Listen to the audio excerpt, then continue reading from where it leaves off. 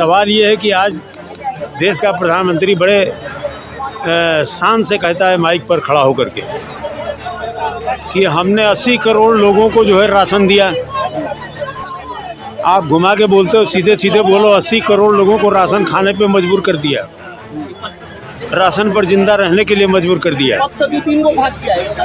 जहाँ तक समीक्षा की बात आपने किया, तो कौन आएगा जनता के बीच में? नेताओं ने जो सवाल छोड़ दिया है, जनता उसी पर उलझ रही है। कोई मोदी के लिए उलझ रहा है, कोई केजरीवाल के लिए, कोई किसी के लिए उलझ रहा है। सही बात यह है कि जनता की जिम्मेदारी सरकार बनाना नहीं है, जनता का काम है सही आदमी को वोट देना।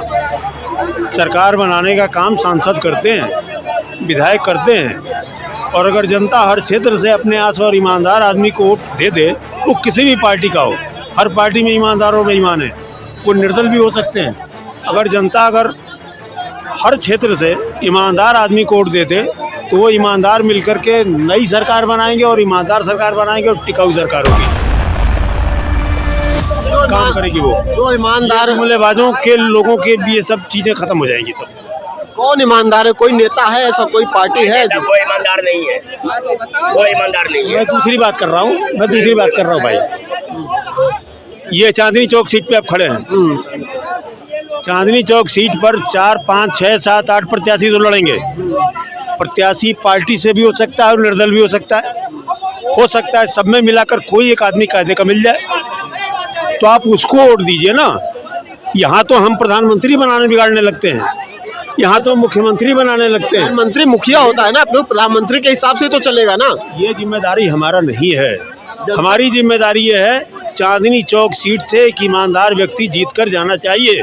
वो किसी पार्टी का भी हो सकता है, वो निर्दल भी हो सकता है। वो ईमानदार आदमी किसी पार्टी से चुना और उसके बाद कल उसकी ईमानदारी चली गई, किसी पार्टी ने उसको मंत्री पद का लालच दिया तो चला जाएगा। तो फिर कैसे हम एक बात आपको बताएं, जो ईमानदार व्यक्ति होता है ना, वो ईमानदार होता ही होता है, वो बदलता नहीं है। सब कहने सुनने वाली बात है। और बेईमान, अभी आप कहते हैं कि एक से एक लोग आएंगे प्रत्याशी आपके बीच में, वो अभी अपना वेशभूषा बदल के आए हैं और जीतने के बाद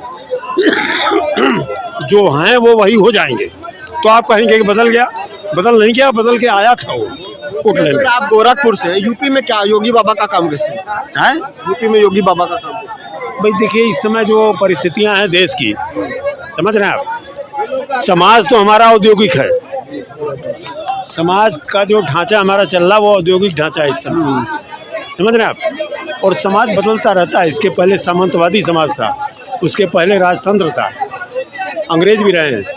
ये आज का समाज जो है औद्योगिक समाज है और औद्योगिक समाज पर इस समय धर्मवाद थोड़ा सा भारी पड़ रहा है। और धर्मवाद को काटने का दूसरा रास्ता लोग निकाल रहे हैं, जातिवाद।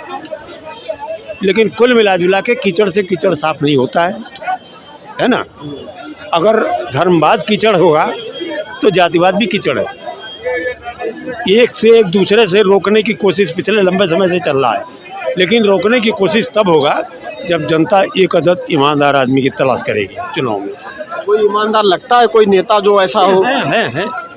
ये जो भीड़ है ना, भीड़ में अगर 100 लोग हैं तो 100 में आपको कम से कम 5 ऐसे मिल जाएंगे कि जिनके सामने 50,000 का नोट भी पड़ा हो तो घूम के चले जाएंगे वो। इसी 100 में 5 ऐसे भी मिल जाएंगे इसी चांदनी चौक में तो हैं। लेकिन कुल मिला जुला के जो ऐसे लोग हैं, इस माहौल को देखकर वो अपने घरों में जा बैठे हैं। अच्छा चाचा, आप बुजुर्ग हैं, आप यूपी में हैं, गोरखपुर से हैं, जहाँ राजनीति बहुत होती है। आपको मैं देख के मेरे मन में प्रश्न आ रहा है कि आपने इमरजेंसी भी देखी होगी, मुझे जहाँ तक पता है। देखा है। अपने इंदिरा की सरकार देखी, अपने मोरारजी देसाई की भी सरकार देखी होगी, और उसके बाद जब अटल बिहारी वाजपेयी, जयप्रकाश जी के साथ की भी है, जयप्रकाश जी की सरकार भी, जो मंत्री थे वो। तो अभी के सरकार में पहले भी इसी तरह की धर्म की राजनीति या इसी तरह की बातें होती थी, या अभी कुछ ज़्यादा हो गया है कि धर्म के नाम पे, मंदिर के नाम पे, मस्जिद के नाम पे वोट ज़्यादा मांगे जा रहे हैं? असल में क्या है ना कि नेता जब ये चाहता है कि कुछ करना नहीं है, आराम से वोट मिलना है, तो धर्म से और जाति के नाम पर वोट तो मिल ही जा रहा है। और जब इनके नाम पर वोट मिल जा रहा है तो नेताओं ने काम करना बंद कर दिया। अभी बहुत से लोग कह रहे हैं कि ये नहीं हुआ, वो नहीं। अरे क्यों होगा भाई? जब धर्म के ही नाम पर वोट मिल जाएगा, जाति के नाम पर ही वोट मिल जाएगा, तो क्या जरूरत है काम करने की? इसकी कोई आवश्यकता नहीं है। ये तो पहले भी क्या इस तरह की पॉलिटिक्स होती थी जो अभी जो है जितना अभी भाई खासकर जो विपक्षी पार्टी की भाई अभी जो है वो दो वर्गों में हिंदू मुसलमानों में डिफरेंस बहुत बढ़ गया है। आपको पहले भी ऐसा था? हमने तो यह भी देखा है कि एक विधायक जीतता है, मैं 90 के जनता दल की बात कर रहा हूँ, और वोट देने के लिए उसने केवल 6 लाख रुपए लिया था, और जनता में र्यूमर आ गया किसने दूसरे पार्टी को वोट देने के लिए 6 लाख रुपए लिया, अगले चुनाव में उसकी जमानत जब्त हो गई। लेकिन आज का विधायक 6 करोड़ के असलहे और गाड़ियों से चलता है और जनता उसको सलाम करती है, तो वो मुद्दा अब ख़त्म हो गया। आपको लगता नहीं कि अब जो है वो पाक साफ वाली राजनीति का दौर ख़त्म हो गया? ये पाक साफ वाली राजनीति का दौर ख़त्म हुआ है, क्योंकि ये औद्योगिक समाज में, कह तो रहा हूँ, आपके पास रातों रात अगर आप 50 करोड़ आ जाए, कल आपसे कोई ये नहीं पूछेगा कहाँ से आया, बस थोड़ा सा सत्ता के साथ बने रहिए। लेकिन वो दौर होता था कि सत्ता भी उठा के जेल भेज देती थी ऐसे लोगों को। लेकिन अब परिस्थितियां बहुत बदल गई हैं। लेकिन कुल मिला जुला के जो भाजपा की बात आपने किया, तो भाजपा यह पार्टी गोलवलकर जी के सिद्धांतों पर आधारित पार्टी है, उसी सिद्धांत पे चलती है। और उसका मूल सिद्धांत मैं आपको बता दूं, गोलवलकर जी के सिद्धांत के अनुसार जब जनता गरीब बनी रहेगी तभी सत्ता मजबूत रहेगी, ये गोलवलकर जी का कहना। जनता गरीब रहेगी तभी सत्ता मजबूत रहेगी।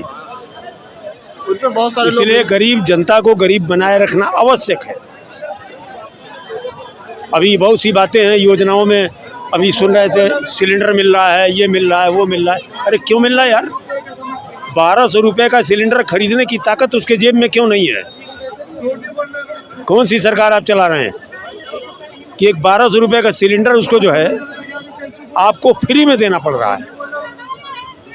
पहले उसके जेब का पैसा गायब हो गया, अब आप उसको 1200 का सिलेंडर दे रहे हैं। अब 1200 का सिलेंडर दे रहे हैं, वो एहसान मान रहा है। भाई सरकार ने तो हमको दिया, सरकार ने हमारे जेब को खाली कर दिया, ये तो देख नहीं पाया। परिस्थितियाँ इस तरह की हैं। अच्छा, एक चीज़ और, जो राहुल गांधी हैं और नरेंद्र मोदी जी हैं, दोनों नेता हैं, एक विपक्षी पार्टी के हैं, एक सत्तारूढ़ पार्टी के। कौन से नेता आपको बेहतर लगते हैं? मतलब पर्सनली अगर देखा जाए तो कौन से आपको लगता है ये नेता बेहतर है देश के लिए? इसमें नेता कोई नहीं है। नेता कोई नहीं? नेता कोई नहीं है। मोदी भी नेता नहीं है। मोदी एक कमर्शियल सोच के आदमी है, समझ रहे हैं आप? कुछ उनके साथ के लोग कमर्शियली पैसा सब आपके कह सकते हैं गुजरात में जा रहा है, ट्रांसफ़र हो रहा है, बड़ा तेज़ गति से ट्रांसफ़र हुआ है। और जहाँ तक नेता की बात की आपने, तो देश की अर्थव्यवस्था को भी देख लीजिए ना। 70 सालों में कांग्रेस ने अगर 50 लाख करोड़ के देश को कर्ज में पहुँचाया है, तो महज 10 वर्षों में 150 लाख का कर्जा तो ये मोदी जी ने पहुँचा दिया। आप कैसे कह सकते हैं मोदी जी अच्छे आदमी? और जहाँ तक नेताओं की बात है, तो सुधार होना चाहिए, और नेताओं से पहले जनता में सुधार होना चाहिए। जनता को कैसा सुधार होना चाहिए? जनता में क्या सुधार होना चाहिए? जनता में केवल एक सुधार, देखिए देश कितना भी बिगड़ा है, राजनीति कितनी भी खराब हुई है, अगर जनता चाहेगी जिस दिन, उस दिन एक इलेक्शन के एक बटन से पूरी सरकार और पूरा राजनीतिक समाज ही बदल जाएगा। जिस दिन जनता ये सोच लेगी कि चांदनी चौक में बैठ के जूता सी रहा है और ये 20 वर्षों से सी रहा है, कभी इसकी ईमानदारी भी किसी ने संदेह नहीं किया, इसको यहाँ से सांसद बना दो, उसी दिन राजनीति सुधरेगी। लेकिन हम तो साहब प्रधानमंत्री बनाते हैं, हम तो अपने वोट से मुख्यमंत्री चुनते हैं, अपना प्रतिनिधि तो चुनते नहीं हैं। तो यही बहस चल रही है कि मोदी प्रधानमंत्री, केजरीवाल प्रधानमंत्री या राहुल गांधी प्रधानमंत्री। अब इस समय मोदी जी टॉप पर हैं, राहुल गांधी सड़कों पर हैं। कल राहुल गांधी टॉप पर आएंगे, मोदी जी सड़कों में आ जाएंगे। लेकिन जनता बराबर सड़क पर रहेगी। जनता में अगर सुधार नहीं हुआ तो जनता सड़क पर रहेगी। वैसे भी डॉक्टर लोहिया जैसे आदमी ने कहा था कि जब संसद खामोश, सड़क खामोश हो जाए तो संसद आवारा हो जाती है। सड़कों पे धरना प्रदर्शन के माध्यम से सरकारों को मालूम होता था कि हमारी क्या कमियां हैं, लेकिन आज सारी चीज़ों को अपने ईडी से उससे इससे सरकार ने रोक लिया। वो सर चैनल कैसे ये थे हमारे साथ चाचा जो कि बहुत ज़बरदस्त बोले। उन्होंने बोला कि जब जो इस देश की जनता जिस दिन सुधर जाएगी, नेता अपने आप सुधर जाएगा, तो जनता को सुधरना बहुत ज़रूरी है। तमाम ऐसे लोग हैं, बहुत सारे लोग चिल्ला रहे हैं, कोई कह रहा है 400 पार, लेकिन जो चाचा जी हैं उन्होंने बहुत शालीन तरीके से अपनी बात रखी। गोरखपुर से आते राजनीति की हर एक पाई पाई को जानते हैं, तो तमाम लोगों से बात करेंगे। और इस वीडियो को आप ज़्यादा से ज़्यादा शेयर करिए ताकि लोगों में अवेयरनेस आए। धन्यवाद।